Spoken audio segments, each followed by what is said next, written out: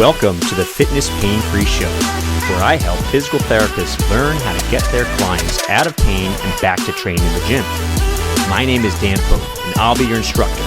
I'm a physical therapist, coach, and fellow meathead.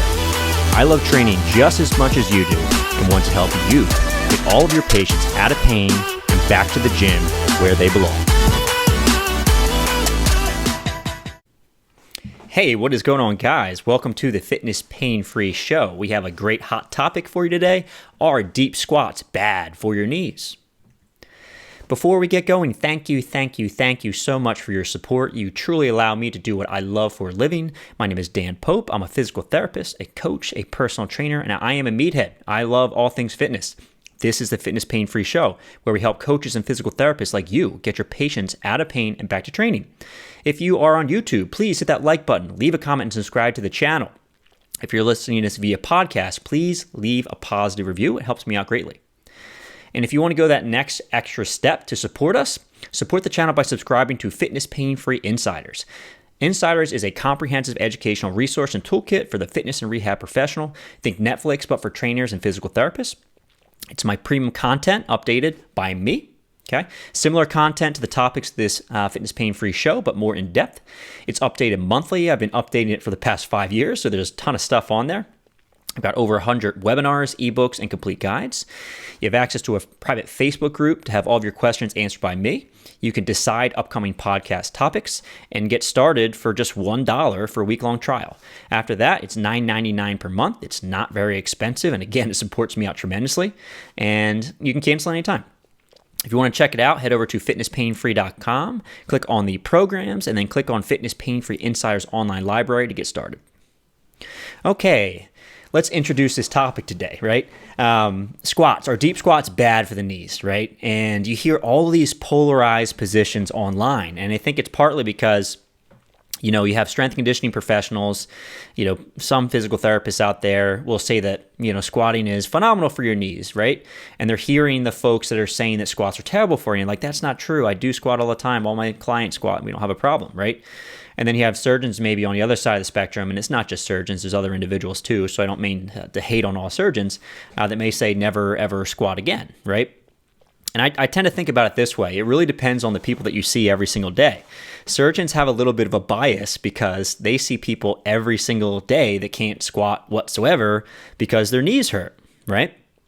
And in terms of strength conditioning professionals, they see a lot of folks that squat every single day and their knees feel great, right? And other physical therapists, they do squatting with their patients and their knees feel better, right?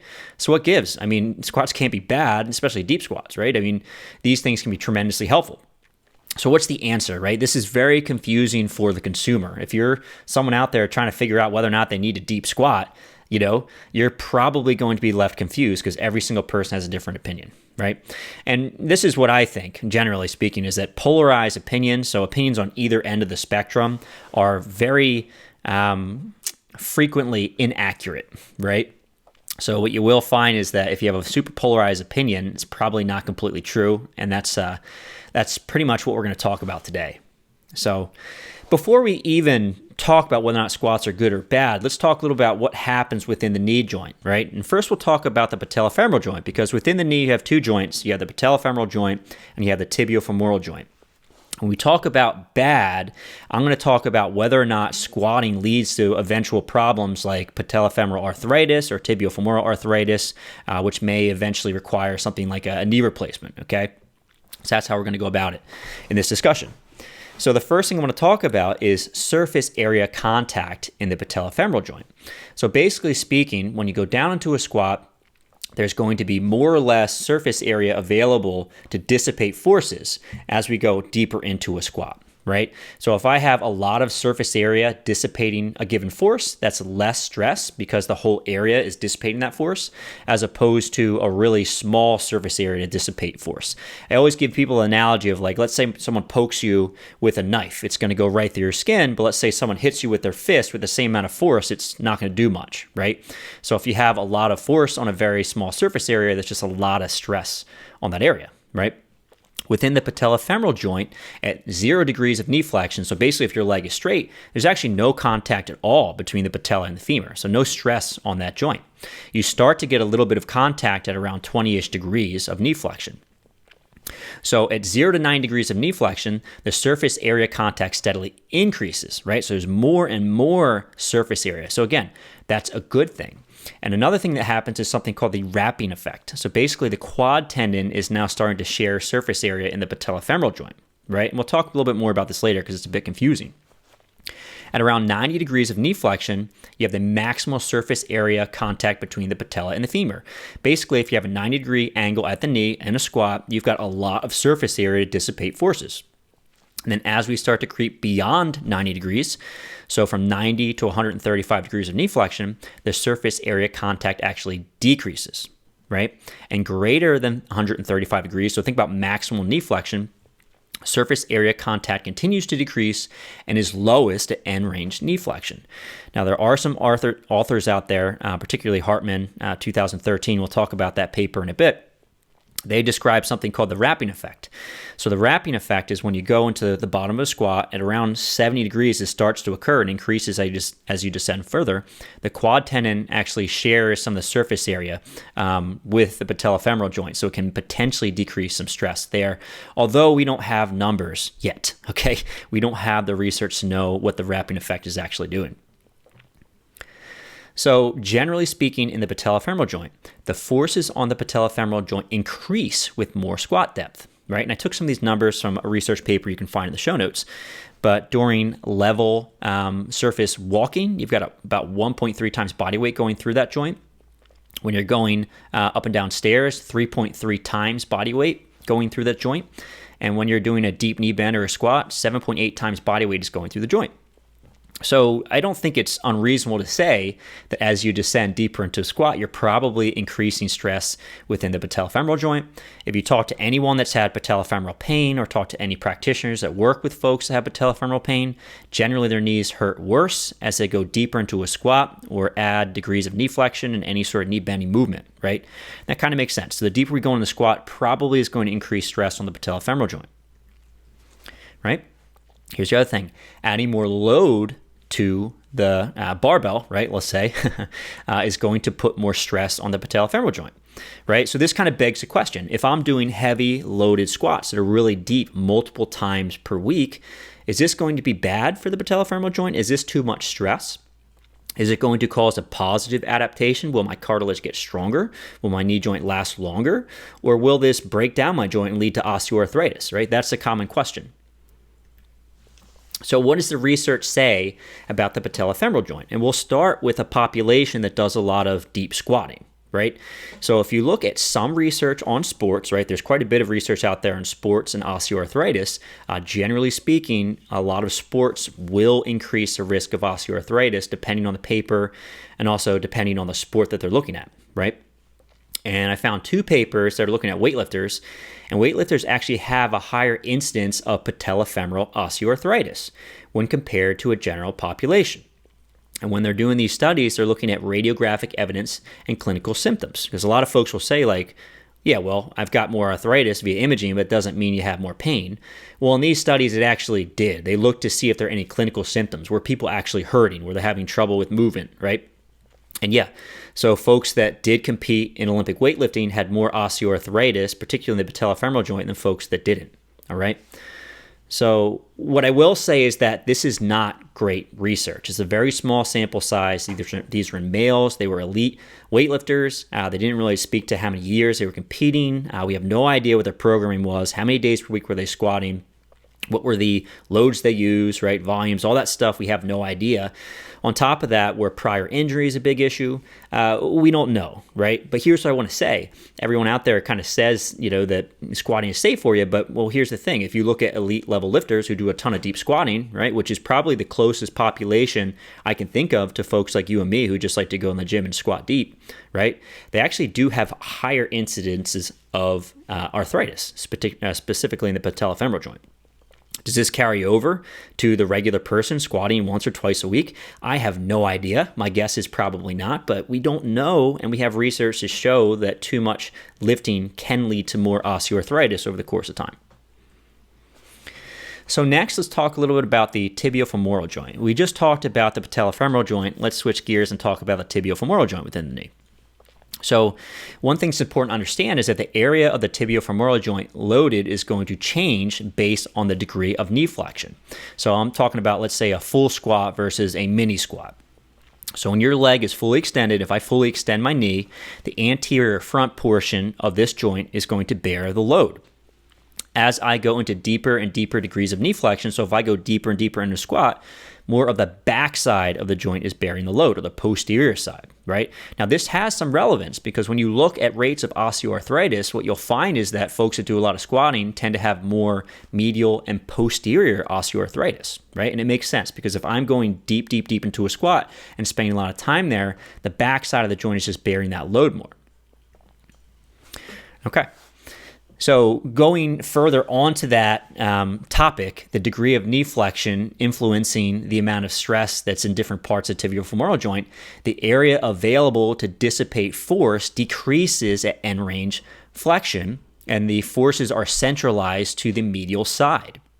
So just like in the patellofemoral joint, as I go deeper and deeper and deeper into a squat, and as I get to the end range of my squat where my knee is fully bent, the lateral femoral condyle isn't even there to dissipate forces anymore. All the force goes onto the medial side of the tibiofemoral joint, right? So there's going to be less surface area available to dissipate those forces. We'll talk about this a little bit later, but there's quite a bit of research to show that in populations that are now elderly, when the study was done, when they look back on how much squatting they did at age 25, and most of these folks doing manual labor in a deep squat for long periods of time, that definitely had a strong correlation with eventual osteoarthritis within the knee, particularly in the medial posterior side of the joint, right? It makes sense. You're putting stress there. So, the other thing that's important is that stress on the tibiofemoral joint directly relates to the intensity of the movement. So as an increased demand of the exercise is going to increase the stress on the tibiofemoral joint. So if you're walking, it's not as much stress as squatting, which is not as much stress as lunging, because lunging is a single-leg exercise, which is less stress than a hop. And it stands to reason that the stress on the tibiofemoral joint is probably going to be affected by loads and speeds of movement as well. So if I'm doing a heavy squat and I'm doing it quickly, it's probably going to be a little bit more stress on the tibiofemoral joint as well. So just like in the patellofemoral joint, if we increase the load and we go deeper in the squat, probably a little bit more stress within the joint, although the area that dissipates force is going to change throughout the squat in the tibiofemoral joint, right? So part of this topic and what we're trying to quantify is deep squatting bad for the knees, right? So we're going to see if we can figure out if squatting is a risk factor for osteoarthritis, because if you're getting osteoarthritis, it's a sign that things are wearing over the course of time. Arthritis is pretty common. It does happen over the course of life, right? So I'm not saying it's bad, but in most of these studies, they're quantifying severe osteoarthritis as folks actually needed a knee replacement. So they were most likely symptomatic at one point. They have pain. It hurts so much that they need to get surgery, all right? So if you start looking around in the occupational hazard research, you find a couple things that maybe help us out in our decision whether or not squatting is good and bad for the knees, right? Especially these deep squats. So let me just read off some of these for you. All of these studies are cited, so I would love to hear your thoughts after you read them because they were pretty enlightening to me after reading some of these. So, heavy physical activity is a risk factor for developing knee osteoarthritis. Approximately 40% of men and approximately 68% of women who reported squatting greater than 1 hour per day at age 25 had an increased risk of osteoarthritis over time. Prolonged squatting is a strong risk factor for tibiofemoral knee osteoarthritis among elderly folks. And prolonged squatting is in folks that actually work in a squatting position. And this study in particular, they took elderly men and women and asked them how many hours per day they were squatting at age 25 as part of their work routine. And they found that the more hours you spent squatting, the more increased risk you had for knee osteoarthritis, right? Occupations involving squatting or kneeling more than 2 hours daily were associated with a twofold significantly increased risk of moderate to severe radiographic knee osteoarthritis. And men with frequent occupational squatting/kneeling and heavy lifting have a greater likelihood for worse cartilage morphology scores at the patellofemoral joint. Now, what I will say is that, at least in this study, they adjusted for things like age, BMI, and history of knee injury or surgery. So what they're trying to figure out is it truly the squatting that's giving folks these problems, right? Because there is a pretty strong correlation between things like BMI, right, and osteoarthritis and age. So they ruled these out, and they were kind of showing that, there's a strong chance that it really is the occupational hazard which is causing the osteoarthritis. And the occupational hazard a lot of times is squatting, right? So who knows, right? This is interesting research, and I think it should make you think a little bit before you say like, oh, squats are definitely good or definitely bad for you, right? Let's go ahead and take a look at some of these references. So I'm going to try to move my head out of the way so you can see the bottom half of these references here, right? So there's the bottom half. You just want to stop the YouTube video so you can see the video. I'll also include these references in the show notes. I know if you're listening to this via podcast, you're going to have no idea what I'm talking about right now, but I'm just showing the reference slide at the end. Lastly, I just want to say thank you so much for all of your support. Hope you enjoyed this one. If you're watching this on YouTube, please give me a thumbs up. It helps tremendously.